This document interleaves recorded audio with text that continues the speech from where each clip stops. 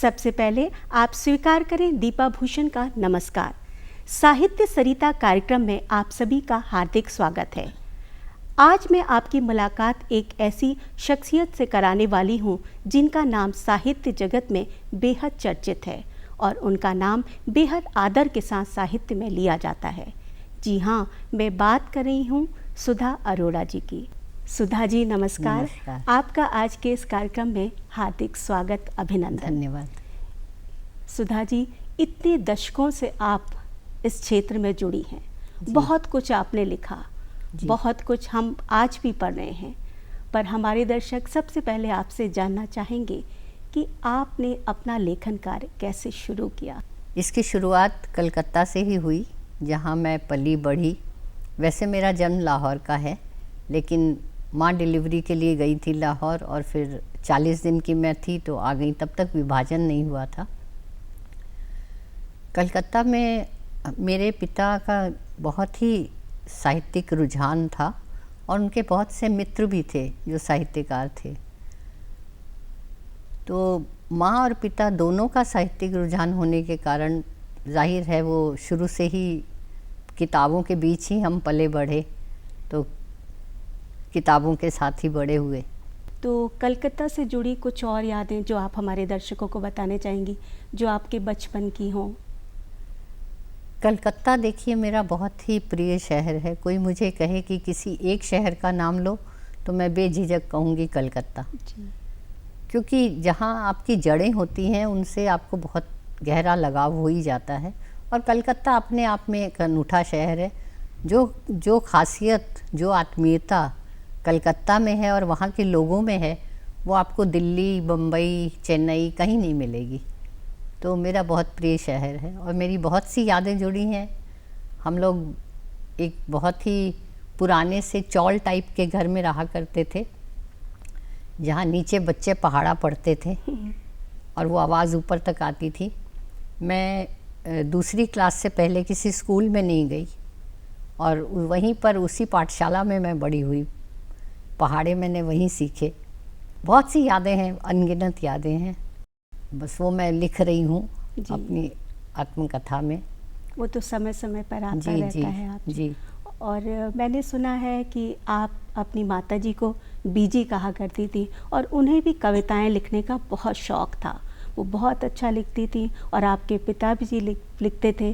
तो क्या साहित्यिक जो आपका बचपन से जो एक लेखन की तरफ रुझान रहा, तो क्या यही कारण था या आपकी भी रुचि बचपन से ही आ गई थी? उसका कारण मेरे माता पिता ही थे।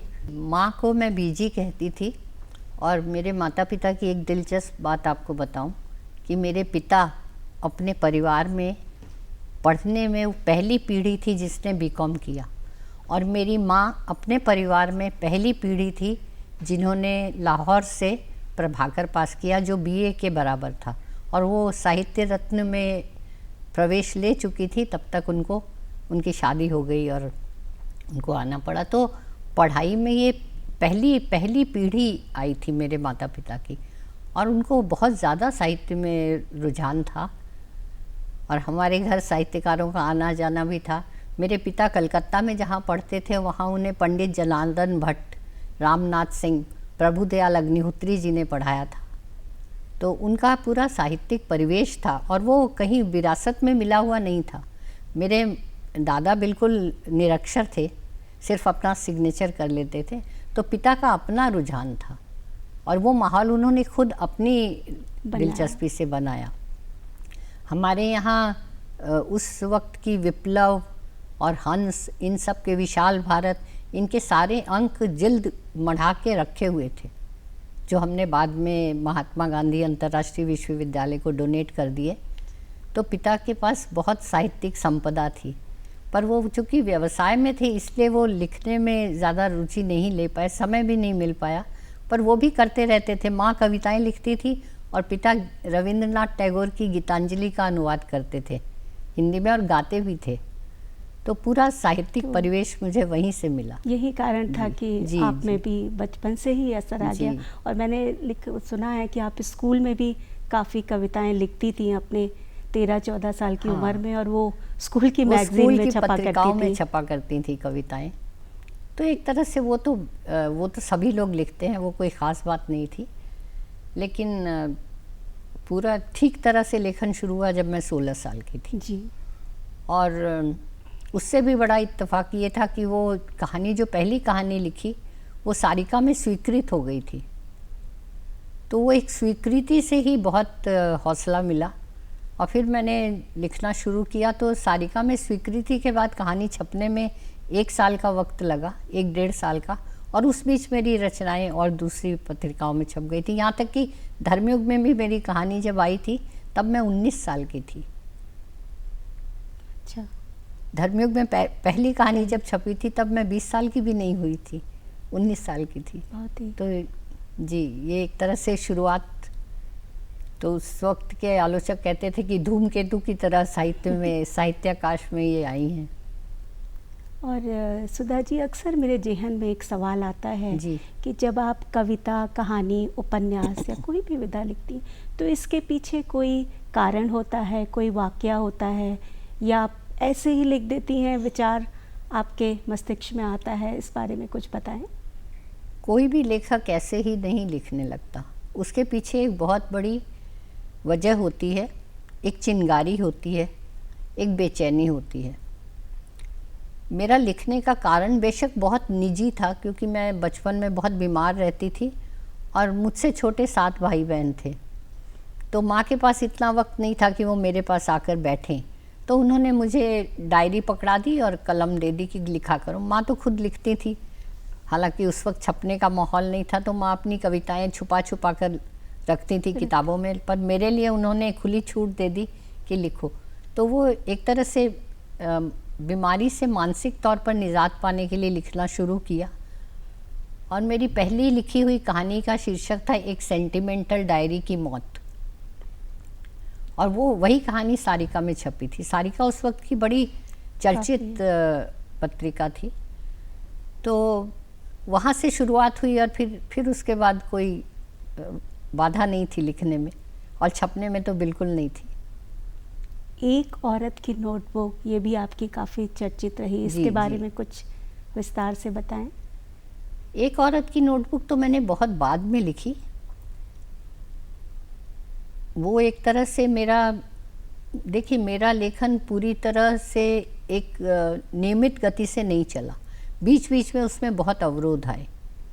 हर औरत की ज़िंदगी में अवरोध तो आते ही हैं, आप जानती हैं जी।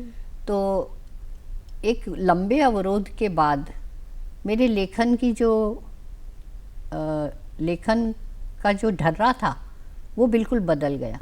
जिस तरह से मैं सामाजिक राजनीतिक विषयों पर लिखती थी, तो उस अवरोध के बाद मुझे अपने भीतर झांकने का मन हुआ, और तब मैंने स्त्रीवादी लेखन किया। उसी की पैदाइश है एक औरत की नोटबुक। और एक औरत की नोटबुक जब मैंने लिखी थी तो एक इत्तेफाक ये भी था कि एक औरत की नोटबुक, एक बहुत छोटे प्रकाशक ने मुझसे किताब मांगी। तो मुझे ये लगा कि मैं इसको, आमतौर पर प्रकाशक क्या मांगते हैं, कहानी संग्रह दे दीजिए, उपन्यास दे दीजिए। तो मुझे लगा कि ये जो साहित्यिक बहुत विषय नहीं है, सामाजिक विषय है, औरतों के बारे में मुझे लिखना है। और एक औरत की नोटबुक में सारी विधाओं का एक मिश्रण है, लेकिन वो बहुत थीम बेस्ड है। जैसे उसमें 2 खंड हैं, घरेलू हिंसा के खिलाफ और मानसिक प्रताड़ना के खिलाफ। और उसमें मेरी कहानियां हैं जो मैंने समय समय पर लिखी, छोटी छोटी कहानियां, और उन कहानियों पर टिप्पणी है। तो ये एक अलग तरह की किताब थी, इसलिए मैंने उस छोटे से प्रकाशक को दी। वो 2010 की बात है, पर उसके बाद वो किताब बहुत चर्चित रही, और सिर्फ स्त्रियों ने नहीं, पुरुषों ने भी उस किताब को बहुत सराहा, क्योंकि वो असल में ज़रूरत पुरुषों को अपने आंखें खोलने की है, जो वो चीज़ें कुछ नहीं समझ पाते हैं। तो उस किताब ने सिर्फ स्त्री की नोटबुक बनकर वो नहीं रह गई, वो पुरुषों के लिए भी एक आईना बनकर रही, और एक तरह से उनको समझ में आने लगा, और बहुत तारीफ़ भी की पुरुषों ने भी। मैंने सुना है और ऐसी जानकारी भी मिली है कि आपकी कहानी रहोगी तुम वही, वो काफ़ी अंतर्राष्ट्रीय स्तर पर भी उसे काफ़ी फेम मिला है, और पाकिस्तान में उस पर एक सीरियल भी बनाया गया है।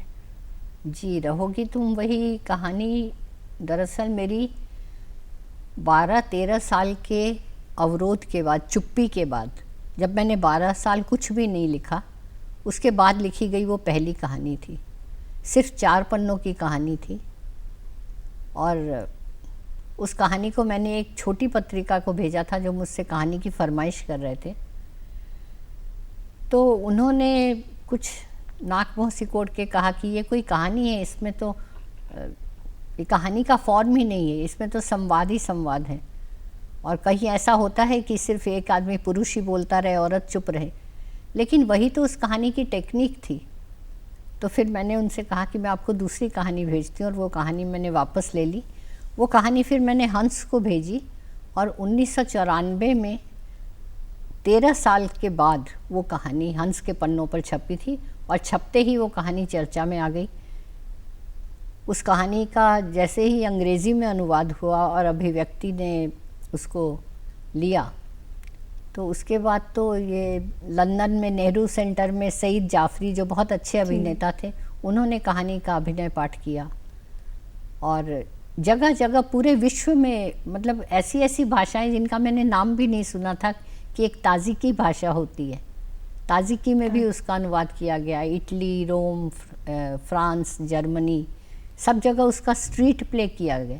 एक्सपेरिमेंटल थिएटर ने उसको नुक्कड़ नाटक की तरह किया। और 2013 में पाकिस्तान हम टीवी ने उस पर 4 एपिसोड में, 4 पन्नों की कहानी थी पर उसमें संवाद ही संवाद थे, तो 4 एपिसोड में उन्होंने धारावाहिक बनाया। और वो कहानी मुझे तो 2015 में पता चला, क्योंकि मुझसे कोई अनुमति नहीं ली गई थी। पर फिर भी मुझे अच्छा लगा कि कोई चीज़ आपकी अपनी बाउंड्री पार करके बाहर पहुंचती है तो अच्छा लगता है। और फिर ये समझ में आया कि जो मैंने लिखा था वो सिर्फ भारत की समस्या नहीं थी, सिर्फ हमारी महिलाओं की समस्या नहीं थी, वो यूनिवर्सल थी, वो वैश्विक समस्या थी स्त्रियों की। इस वजह से उस कहानी को इतना बड़ा प्लेटफॉर्म मिला पूरी दुनिया में। और अच्छा है कि सभी लोग उसे सुन रहे हैं, पढ़ रहे हैं, जी, सीरियल भी जी, बन रहे हैं। जी। कहानी, उपन्यास और कविता जब आपकी विधा थी, तो स्त्री मुद्दों पर या वैचारिक मुद्दों पर आपका रुझान क्यों रहा? जी, ये आपका सवाल बहुत अच्छा है, क्योंकि मैं तो कथाकार और गद्य लेखिका के रूप में ही जानी जानती थी। स्तंभ लेखन की ओर मेरा रुझान धीरेन्द्र अस्थाना की वजह से हुआ, जो खुद बहुत अच्छे कथाकार हैं। वो जनसत्ता में थे और उन्होंने मुझसे कहा कि आप महिलाओं के मुद्दों पर एक स्तंभ लिखें, जिसमें सिर्फ 500 से 700 शब्दों के बीच का। तो मैंने शुरुआत की, मुझे भी अच्छा लग रहा था, क्योंकि महिलाओं के मुद्दे तो आप देखती हैं अखबारों में हर वक्त फ्रंट पेज पर आते हैं और फिर वो पिछले पन्नों पर चले जाकर गायब हो जाते हैं। तो काफ़ी आपको विचलित करते हैं, बेचैन करते हैं वो मुद्दे। तो हर वक्त उस पर कहानी नहीं लिखी जा सकती। तो मुझे लगा कि ये अच्छा मौका है, इस पे लिखना चाहिए। पर जब मैंने शुरुआत की और शुरुआत करते ही वो स्तंभ जिस तरह से चर्चित हो गया और लोगों ने उसको हाथों हाथ लिया, कॉलेजेस में, मेडिकल कॉलेज में उसके पर्चे ज़ेरॉक्स करवा कर बंटवाए जाने लगे, तो मुझे लगा कि ये तो बहुत ज़्यादा, क्योंकि हम लेखन के माध्यम से कहाँ पहुँचना चाहते हैं, हम आखिर तो लोगों तक पहुँचाना चाहते हैं अपनी बात, और चाहते हैं कि कोई बदलाव आए हमारे समाज में। जो गलत चल रहा है उसके लिए थोड़ा सा हम चाहते हैं कि वो बदले। तो अगर हमारी कलम इतना सा काम करती है और लोगों को सोचने पे भी मजबूर करती है, तो वो होना चाहिए। तो इसलिए मैंने वहाँ से जो स्तंभ लेखन शुरू किया, तो फिर मैंने पीछे मुड़ के नहीं देखा। मुझे लगा कि कहानी, उपन्यास अपनी जगह है, पर ये काम रुकना नहीं चाहिए। हालांकि कविताएं जो मैंने लिखी वो भी एक तरह से स्त्री मुद्दों पर आह्वान की कविताएं ही हैं। जो भी मुद्दे मुझे विचलित करते हैं, बेचैन करते हैं, उस बेचैनी को निकालने के लिए विधा कोई भी हो, कोई भी माध्यम हो, पर लगता है कि किसी भी माध्यम में हो, बात रखी जानी चाहिए। यूँ तो आपको बहुत से सम्मान मिले हैं, काफ़ी वर्षों से आप इस क्षेत्र में हैं, जी। उत्तर प्रदेश हिंदी संस्थान से महाराष्ट्र साहित्य अकादमी अवार्ड भी मिले हैं। तो इन इतने सारे सम्मान मिलने के बाद ये आपके जीवन को कैसे प्रभावित करता है? देखिए, मुझे लगता है किसी भी लेखक के लिए इन सम्मानों की कोई अहमियत नहीं होती, सिवाय इसके कि कुछ संस्थानों को याद आ जाता है कि ये लेखक लिख रहा है तो सम्मानित कर दिया जाए। उसके अलावा इसकी ज़्यादा अहमियत नहीं होती। अहमियत होती है जब आपको पाठक प्यार करता है, पाठक आपको ढूंढ कर आपका फ़ोन नंबर आपको फ़ोन करता है कि ये हमारी समस्या है और मुझे लगता है कि आपके अलावा कोई नहीं बता सकता। तो वो असली सम्मान लेखक का है, पाठकों का प्रेम और पाठकों का स्नेह जो आपको लिखने पर मजबूर करता है। सम्मान तो ठीक है, मिलते रहते हैं और मिलने भी चाहिए, पर मैं पुरस्कारों को इतनी अहमियत नहीं देती। कई बार मैं पुरस्कार लेने भी नहीं जाती हूँ। ये आपने बहुत ही बड़ी बात कही, क्योंकि पाठक का आपसे जुड़ना जी, ज़्यादा जी। ज़रूरी है। सम्मान तो मिलते हैं तो बहुत अच्छा लगता है, जी, पर जी। जैसा कि आपने कहा कि कोई आपको फ़ोन करके बताए और बिल्कुल। कि उन्होंने आपसे जुड़े, तो वो आपके लिए ज़्यादा बड़ी उपलब्धि होती है। आपके लेखन से कोई बदलाव आ रहा है, किसी संबंधों में बदलाव आ रहा है। पुरुष अगर कुछ सोच रहा है कि हाँ, ये हम जो कर रहे थे अब तक वो हमें पहचान नहीं थी, वो आप तक पहुंचा रहा है। मतलब जो खुद इस देखिए सामाजिक संरचना का जितना स्त्री विक्टिम है, स्त्री पर जितने शोषण और प्रताड़ना होती रही है, उतना ही पुरुष भी इसका शिकार है। पुरुष इसका शिकार है क्योंकि सामाजिक संरचना हमारी ऐसी है, उसमें उसकी अपब्रिंगिंग उसका ऐसे ही बड़ा होता है। तो पुरुष भी पहचान नहीं पाता कि वो उस सामाजिक संरचना का शिकार होता जा रहा है। तो उसको भी थोड़ा सा उसकी आंखें खोलने के लिए, उसको समझ देने के लिए कुछ चीज़ों की ज़रूरत होती है। फिल्में कैसा काम करती हैं, अभी हाल ही में एक फिल्म आई तो कैसे उसने लोगों को एक तरह से जगा दिया। तो ये चीज़ें धीरे धीरे बदलेंगी, बहुत एकदम से बदलने वाला कुछ नहीं है, पर बदलेगा ज़रूर, ये मुझे भरोसा है। सुधा जी, आपने बहुत कुछ लिखा है, बहुत कुछ हिंदी साहित्य को दिया है, और आपकी बहुत सी कविताएं मैंने पढ़ी भी हैं और सुनी भी हैं, और हम चाहते हैं आज हमारे दर्शकों को आप कुछ अपनी कविताएं सुनाएं। जी, एक कविता छोटी सी है, कम से कम एक दरवाज़ा। चाहे नक्काशीदार एंटीक दरवाज़ा हो या लकड़ी के चिरे हुए फट्टों से बना, चाहे नक्काशीदार एंटीक दरवाज़ा हो या लकड़ी के चिरे हुए फट्टों से बना, उस पर खूबसूरत हैंडल जड़ा हो या लोहे का कुंडा। वह दरवाज़ा ऐसे घर का हो जहाँ माँ बाप की रजामंदी के बगैर अपने प्रेमी के साथ भागी हुई बेटी से माता पिता कह सकें, जानते हैं तुमने गलत फैसला लिया, फिर भी हमारी यही दुआ है, खुश रहो उसके साथ जिसे तुमने वरा है। ये मत भूलना कभी ये फैसला भारी पड़े और पाँव लौटने को मुड़े तो ये दरवाज़ा खुला है तुम्हारे लिए। बेटियों को जब सारी दिशाएं बंद नज़र आएं, कम से कम एक दरवाज़ा हमेशा खुला रहे उनके लिए। बहुत खूब, बहुत ही सुंदर। सुधा जी, मैं अंत में आपसे पूछना चाहूँगी कि महिला सशक्तिकरण के लिए आप हमेशा आगे रही हैं, आपने महिलाओं के लिए काफ़ी लिखा भी है, और मैं चाहती हूँ जो आज की महिला जो निरंतर ही कामयाबी के सोपान पर चढ़ रही है, आप उनके लिए कोई संदेश देना चाहेंगी? देखिए, आज महिलाएं कामयाबी के पायदान पर चढ़ रही हैं, लेकिन कितनी प्रतिशत महिलाएं? बहुत कम संख्या है उनकी, बहुत कम प्रतिशत है जो कामयाबी की ओर चल रहा है। महिलाओं को जितना दबाया जा रहा है, और अभी तक स्थितियां बहुत बदली नहीं हैं।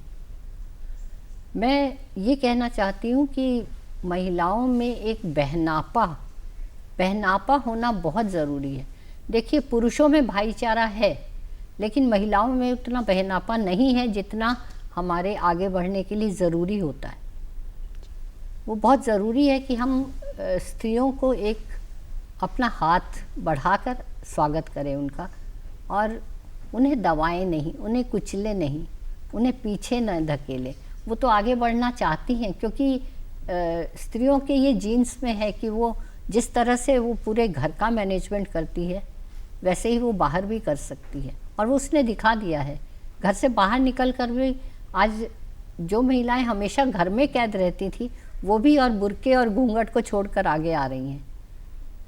तो उनको रोका न जाए, उनको आगे बढ़ने दिया जाए, उनकी आवाज़ सुनी जाए, यही मैं चाहती हूँ और यही सबसे कहती हूँ। सुधा जी, अभी आपकी एक किताब आई है साकल सपने और सवाल, उसके बारे में कुछ हमें बताएं। जी, वो किताब जो है वो आलेखों की किताब है स्त्री मुद्दों पर। जैसे उसमें एसिड अटैक पर भी बात है, और प्रेम की अवधारणा, और स्त्री के कई मुद्दों पर, उसमें आत्महत्या पर, बहुत से मुद्दों पर आलेख हैं जो जगह जगह छप चुके हैं पिछले 20 सालों में जो मैंने लिखे। लेकिन उस किताब की एक ख़ास बात यह है कि आलेख से जुड़ी हुई कविता भी उसमें है, क्योंकि जैसे मैंने कहा कि जो हम कहना चाहते हैं वो हम किसी भी विधा में कहते हैं। तो अगर आत्महत्या पर मैंने कोई बात लिखी है तो कविता भी उस पर लिखी है। इसी तरह एसिड अटैक पर लिखी तो एसिड अटैक पर एक कविता भी है। निर्भया पर एक लिखा है तो निर्भया पर एक लंबी कविता है। तो उसमें कविता और आलेख दोनों है।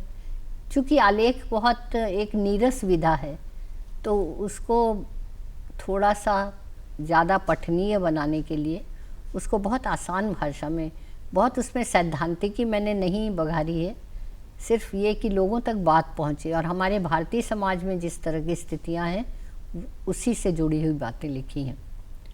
तो कविता भी है उसमें, कई आलेखों के साथ अंत में कविता से समापन किया है। और अभी मैं चाहूँगी कि आपने कविताओं की बात की है तो आप हमारे दर्शकों को कुछ और अपनी कविता सुनाएं। जी, एक कविता है इंतज़ार। एक औरत ताउम्र बाट जोहती है, एक औरत ताउम्र बाट जोहती है कि उसके बालों में फिराई जाएं उंगलियां ऐसे कि सिमटे हुए बालों को बिखेर दिया जाए और वह उन्हें फिर कभी न संवारे। एक औरत ताउम्र बाट जोहती है कि उसे एक नाम से पुकारा जाए ऐसे कि नाम के आगे पीछे उगाएं कई सारे नाम और वह अपना एक नाम भूल जाए। बहुत खूब। एक औरत ताउम्र बाट जोहती है कि उसकी आँख में नमी के उभरने से पहले ही एक हथेली पलकों के नीचे फैल जाए और आंसुओं की नमी प्यार की नमी में बदल जाए। एक औरत ताउम्र बाट जोहती है, बस बाट ही जोहती है। बहुत ही खूबसूरत कविता थी। आज आपसे जुड़कर, आपसे बात करके हमें बहुत ही मज़ा आया और इतना अच्छा लगा कि आपने, ये हमारा सौभाग्य है कि आपने इतना समय दिया और आप हमारे कार्यक्रम में आई। मैं हम सब की तरफ से आपका धन्यवाद करना चाहूँगी और आपसे जल्दी ही फिर से मुलाकात की आशा रहेगी। और नमस्कार। बहुत शुक्रिया। नमस्कार।